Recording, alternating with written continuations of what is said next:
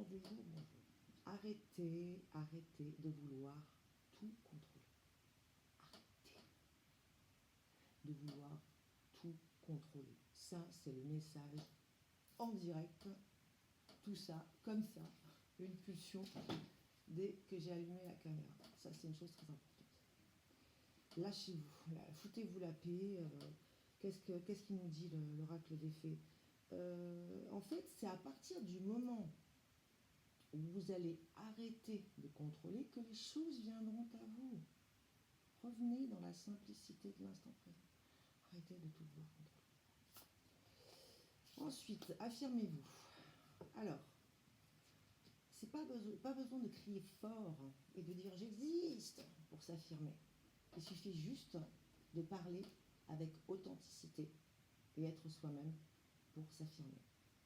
Rappelez-vous de ça, s'affirmer, c'est pas crier, c'est pas dire je suis là, j'existe. C'est juste être dans l'authenticité de soi et dans la vérité de soi et de parler comme je parle en ce moment. C'est très important. Après, alors, les demandes à l'univers. Les demandes à l'univers, elles sont simples, mais en même temps, c'est mathématique. C'est-à-dire que quand vous faites une demande à l'univers, que ce soit une prière, que ce soit une demande de manière différente selon l'obédience, ça n'a strictement aucun rapport, parce que l'univers entend, la source entend, c'est quantique. Quand vous faites une demande à l'univers, il faut que vous soyez vraiment aligné entre le haut, ciel père, et entre le bas, terre, mer. C'est essentiel. Alors je ne vais pas revenir sur l'ancrage, parce que j'ai déjà fait plusieurs trucs là-dessus, mais l'ancrage est important. Le tunnel pour aller au ciel est important, les visualisations. Laissez-vous aller dans votre imaginaire. L'imaginaire n'est pas les licornes. L'imaginaire est une puissance forte, une puissance extrêmement forte d'aller plus loin dans la matière. L'imaginaire, la créativité et la visualisation. Si vous ne savez pas visualiser, ça n'a vraiment aucune importance. L'imaginaire, et aller dans la création, dans votre imaginaire, parce que là, il n'y a pas de limite, si vous voulez. Et comme ça, ça va vous permettre de vous alléger la vie, de penser vraiment, de créer, d'imaginer des choses, mais même qui vous semblent complètement incongrues. C'est là où vous allez pouvoir canaliser votre demande à l'univers, que ce soit de l'abondance de bonheur, de santé, d'argent, tout ce que vous voulez. Et une chose après l'autre. Définissez un objectif, faites-le régulièrement, et ensuite vous définissez un autre objectif. Ne demandez pas si vous voulez 3 choses en même temps. Voilà, faites une demande précise. À la fin, vous dites merci, gratitude, amen, merci, ça c'est le minimum, mais faites-le. Parce que c'est vraiment très intéressant, parce que ça fonctionne. Et je vous assure que ça ne fonctionne pas que sur moi. Voilà. Ensuite, alors là, on dit, l'oracle des fées me dit, tout ce que vous souhaitez sera vôtre cet été. C'est intéressant, puisqu'on est en été, et je mélange les cartes quand même. En fait, depuis le portail du 8, le portail du lion, les énergies ont changé. Ok, ça, tout le monde le sait.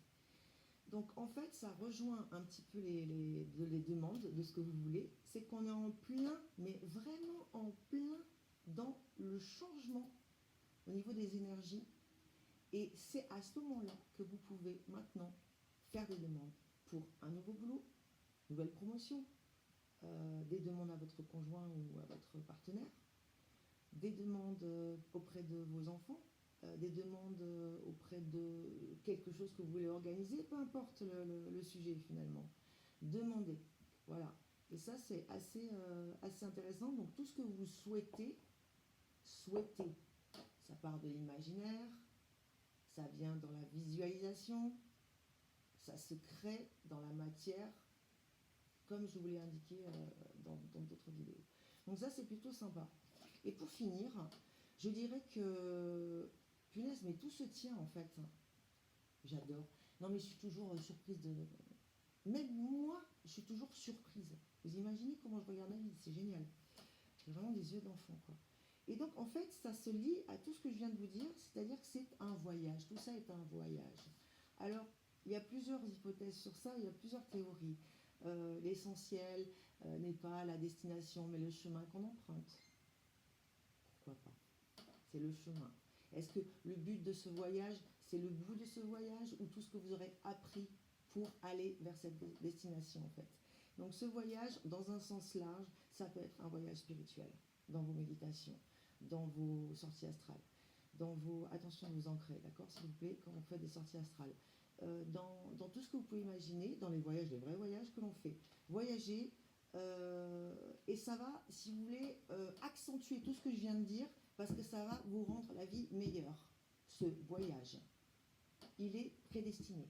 Donc si vous partez là pour un voyage, vous allez apprendre tellement de choses des autres et sur vous, que quand vous allez revenir, vous serez une meilleure version de vous-même. Si c'est un voyage chamanique, un voyage spirituel, un voyage dans d'autres dimensions, pareil, vous en ressortirez avec des informations qui vont vous scotcher. À bientôt.